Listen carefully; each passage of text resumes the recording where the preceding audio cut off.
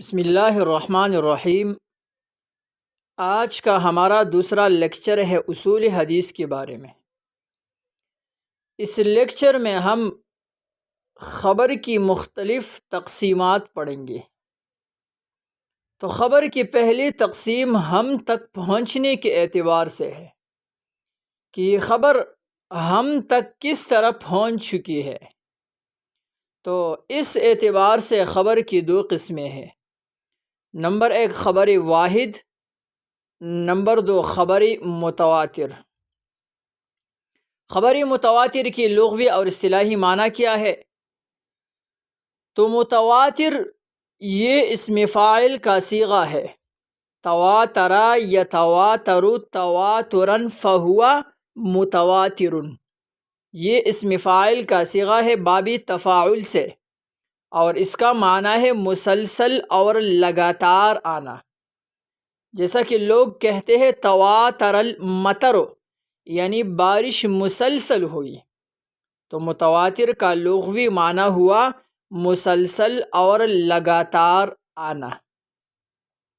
خبر متواتر کی اصطلاحی تعریف: وہ خبر جو سند کے ہر طبقہ میں اتنی زیادہ راوی روایت کرے کہ عقل عادتاً یہ فیصلہ دے کہ اتنی زیادہ لوگوں کا جھوٹ پر متفق ہونا محال ہے۔ تعریف کے اندر بہت قیودات لگ گئی ہیں۔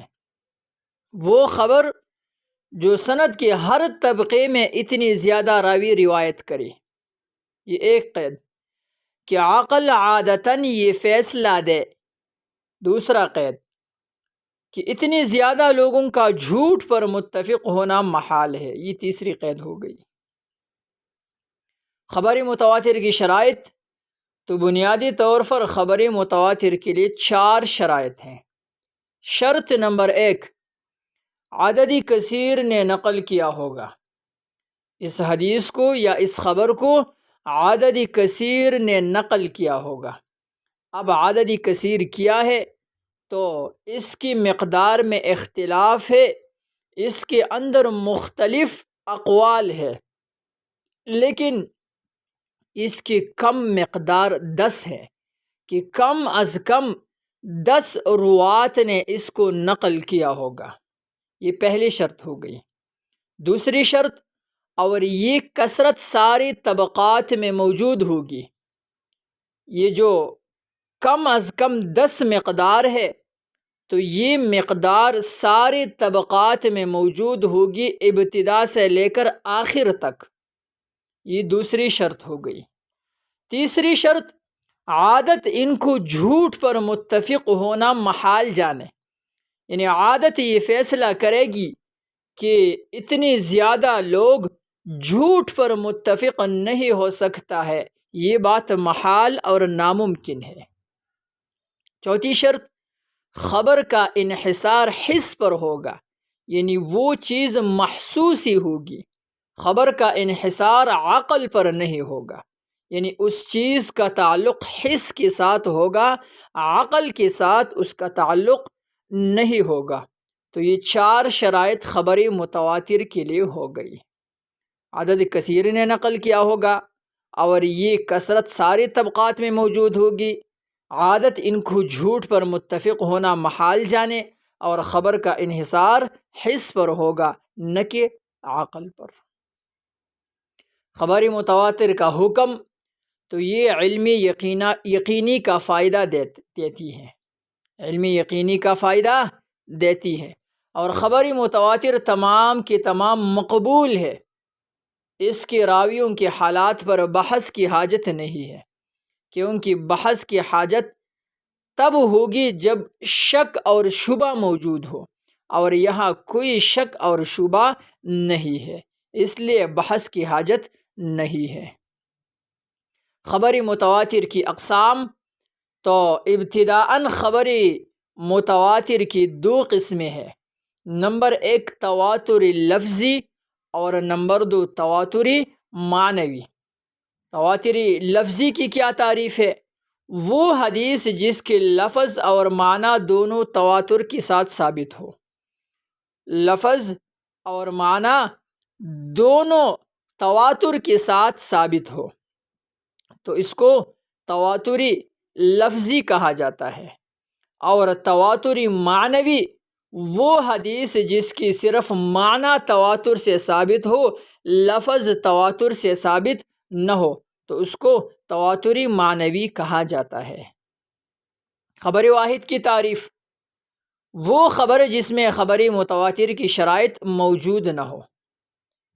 خبر متواتر ہم پڑھ چکے ہیں، خبر متواتر کے اندر جو 4 شرائط ہیں، وہ 4 شرائط یا ان میں سے بعض شرائط جس حدیث کے اندر موجود نہ ہو تو وہ خبر واحد ہوگی۔ خبر واحد کی تقسیم: تو خبر واحد کی پہلی تقسیم باعتبار تعدد روات ہے کہ ان کے راویوں کی تعداد کتنی ہے، تو اس اعتبار سے خبر واحد کی 3 قسمیں ہیں۔ نمبر 1 خبر مشہور، نمبر 2 خبر عزیز، نمبر 3 خبر غریب۔ اب خبر مشہور کی تعریف: وہ حدیث جس کو ہر طبقے میں کم از کم 3 راویوں نے نقل کیا ہو۔ وہ حدیث جس کو سند کے ہر طبقے میں کم از کم 3 راوی روایت کرے، 3 سے کہیں بھی کم نہیں ہوں گے، تو یہ خبر مشہور ہے۔ خبر مستفیض کی تعریف: تو اس کی تعریف کے اندر 3 اقوال ہے۔ نمبر 1 یہ خبر مستفیض خبر مشہور کی مترادف ہے۔ خبر مشہور اور خبر مستفیض ایک ہی چیز ہے۔ دوسرا قول خبر مستفیض خاص ہے اور خبر مشہور عام ہے۔ خبر مستفیض کے اندر ایک شرط ہے، اور وہ شرط یہ ہے کہ اس کی سند کے دونوں اطراف برابر ہوں گے، یعنی سند کی ابتدا میں جتنے روات موجود ہے اتنے روات سند کی آخر میں بھی ہوں گے، جبکہ یہ شرط خبر مشہور میں موجود نہیں ہے۔ اور تیسرا قول دوسرے کے برعکس ہے، دوسرے میں خبر مستفیض خاص تھی اور خبر مشہور عام تھی، تو تیسرا قول یہ ہے کہ خبر مستفیض عام ہے، اس میں کوئی شرط نہیں ہے، اور خبر مشہور خاص ہے، اس کے اندر یہ شرط ہے کہ اس کی سند کے دونوں اطراف برابر ہوں گے۔ تو دوسرا اور تیسرا قول ایک دوسرے کے برعکس ہے۔ مشہور غیر اصطلاحی کی تعریف: تو وہ حدیث جو عام لوگوں کی زبانوں پر مشہور ہو، جو عام لوگوں کی زبان پر مشہور ہو لیکن اس میں خبر مشہور کی شرائط نہ ہو، صرف اور صرف عام لوگوں کی زبان پر مشہور ہو، تو اس کو مشہوری غیر اصطلاحی کہا جاتا ہے۔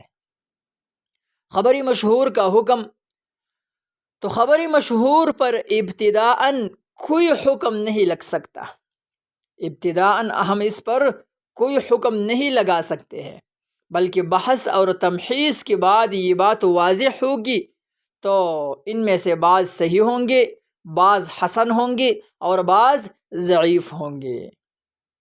خبر عزیز کی تعریف: وہ حدیث جس کی سند کے تمام طبقات میں راویوں کی تعداد 2 سے کم نہ ہو، جس کی سند کے تمام طبقات میں راویوں کی تعداد 2 سے کم نہ ہو، کم از کم 2 کا ہونا ضروری ہے لیکن 2 سے کم نہیں ہوگا، تو یہ خبر عزیز کی تعریف ہے۔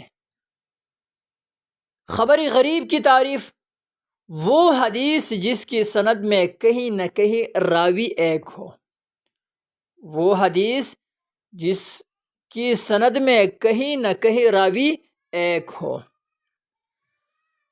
تو 3 اقسام ہم نے پڑھے: خبر مشہور، خبر عزیز اور خبر غریب۔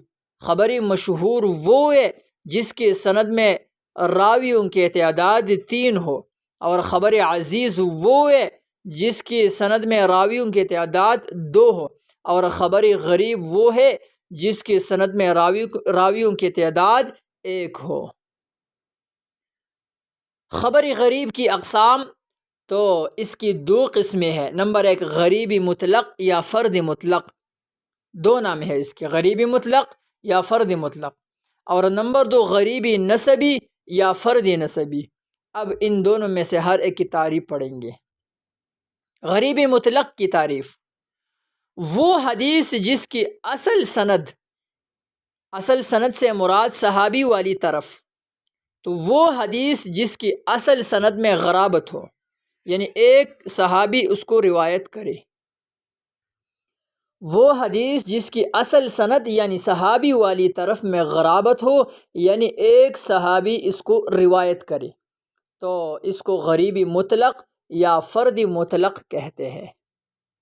غریبی نسبی کی تعریف یا فردی نسبی کی تعریف: وہ حدیث جس میں غرابت سند کی درمیان میں ہو، یعنی درمیانی سند میں اس کو ایک راوی روایت کرے، تو غریبی مطلق وہ ہے جس میں غرابت سند کی آخر میں ہو، یعنی صحابی والی طرف میں۔